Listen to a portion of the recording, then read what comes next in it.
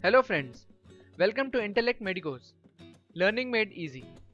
If you haven't subscribed till yet, do subscribe our channel to get the updates about my new videos.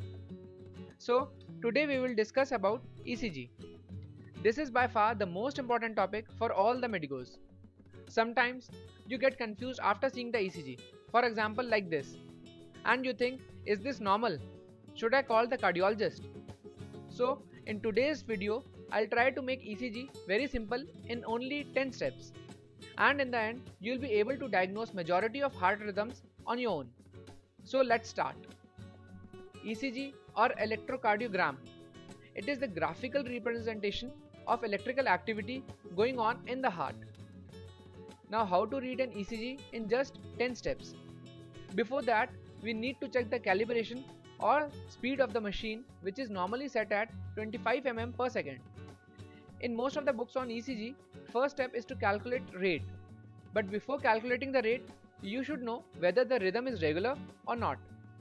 I'll tell you the reason when I'll discuss about the rate. So we'll discuss the ECG interpretation in this manner: rhythm, rate, axis, P wave, PR interval, Q wave, QRS complex, QT interval, ST segment and T wave. Now step 1 is rhythm. To check the rhythm, we check the RR interval. As in this ECG, RR interval are equal and there is P wave before every QRS complex. So this is a normal sinus rhythm. In this second ECG, as you can see, the RR interval is not equal at any time and there is no identifiable P wave. The rhythm is irregularly irregular, which occurs most commonly in atrial fibrillation. Now look at this ECG. Normal regular rate with regular drop beat. So rhythm is regularly irregular, which is seen most commonly in second degree heart block type 2. Step 2. It is to calculate heart rate from an ECG. If the rhythm is regular in ECG, heart rate is calculated by 300 divided by large boxes between RR interval. And this is a ECG graph paper. If the speed or calibration of ECG machine is 25 mm per second, then one small square corresponds to 0.04 second and one big square to 0.2 second. So 5 large squares is equal to 1 second. Now in this normal sinus rhythm ECG, there are 4 large boxes between RR interval. So the rate will be 300 divided by 4. That comes out to be 75 beats per minute. But if the rhythm is irregular on ECG, as in atrial fibrillation, rate is calculated by number of R waves in 6 seconds multiplied by 10 so as to get rate per minute. So in this ECG strip, there are 9 R waves or 9 QRS complexes. So the rate comes out to be 90 beats per minute. So 300 divided by RR interval formula is valid only if the rhythm is regular. That is why we should first see the rhythm and then should calculate the rate accordingly. Now step 3 is to calculate the axis. First of all, normal cardiac axis is from -30 to +110 degree. And to know about the axis, we first need to know about the 12 lead ECG. There are 3 bipolar leads, which are lead 1, lead 2 and lead 3. And 3 unipolar leads, which are augmented voltage leads, that is AVR, AVL and AVF. And there are 6 chest leads which are from V1 to V6. Now to calculate the axis, most commonly we use perpendicular leads, that is lead 1 and AVF. In this ECG, net QRS complex in lead 1 and in AVF are positive. So if we plot these positive deflection on this diagram, we will get a vector in the normal cardiac axis range. So this is a normal axis ECG. And if net QRS is positive in lead 1 and negative in AVF, the net vector will be in left axis deviation range. Lead 2 will also be negative in left axis deviation. And if net QRS is negative in lead 1 and positive in AVF, the net vector will be in right axis deviation range. Now look at this ECG. Net QRS in lead 1 is positive and net QRS is negative in AVF. So this ECG showing left axis deviation or LAD. And you can remember this by a mnemonic: left leaves. where net deflection in lead 1 and AVF are in opposite direction or as if they are leaving.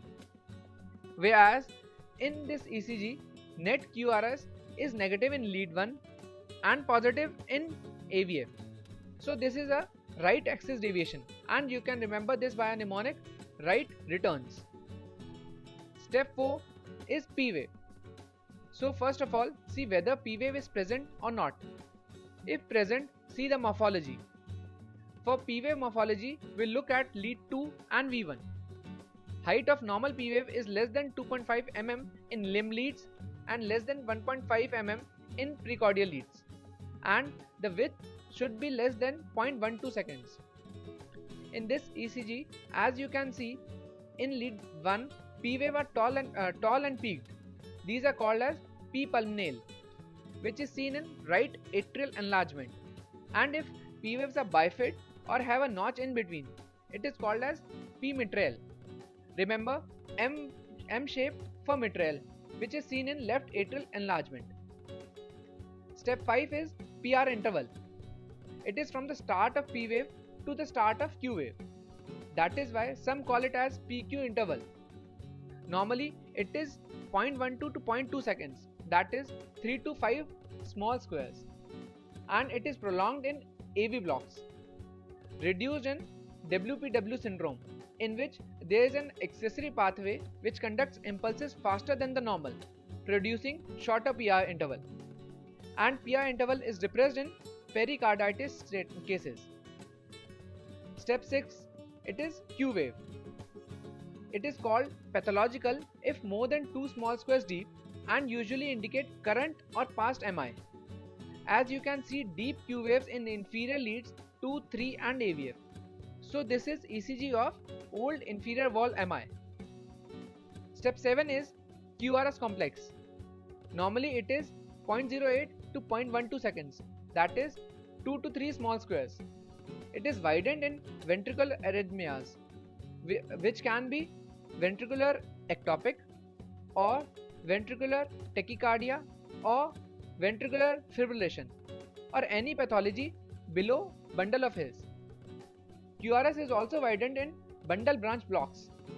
In RBBB, there is M pattern in V1 and W pattern in V6.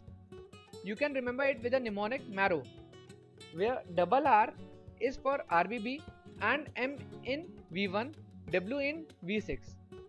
Similarly, you can remember ECG of LBB by a mnemonic William, where W pattern in V1 and M pattern in V6 is present. Step 8, it is QT interval. It is from the start of Q wave to the end of T wave. As a rule of thumb, normal QT is less than half the preceding RR interval.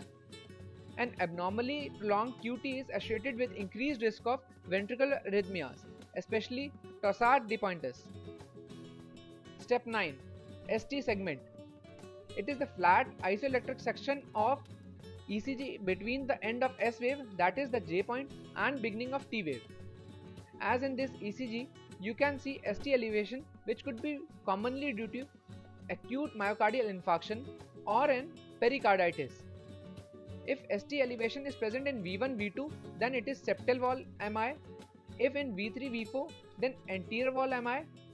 If present in lead 1 plus AVL and V5, V6, then lateral wall MI. And if present in 2, 3 AVF, then it suggests inferior wall MI. ST segment depression is seen in NSTEMI, myocardial ischemia, posterior MI, and many other causes. Coming on to last step, that is T wave. It is upright in all leads except AVR and V1. Tall, narrow, symmetrically peaked T waves are commonly seen in hyperkalemia. Broad, asymmetric, peaked or hyperacute T waves, they are seen in early stages of STEMI or ST elevation MI. Inverted T waves are seen in myocardial ischemia or infarction or can be in ventricular hypertrophy. Now let's discuss about how the ECG looks like in hypertrophy. In left ventricular hypertrophy, add deepest S wave in V1 or V2 more than 35 mm, then LVH is present. Whereas in right ventricular hypertrophy, there will be right axis deviation, R by S ratio more than 1 in V1 and less than 1 or equal to 1 in V5 or V6, and also R wave in V1 is more than 7 mm. This is the simplest criteria to detect RVH.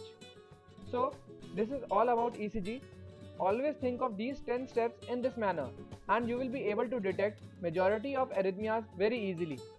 And guys, if you like the content and information of this video, do like, share and subscribe our channel, and also feel free to comment about the video or if you have any doubts about the topic.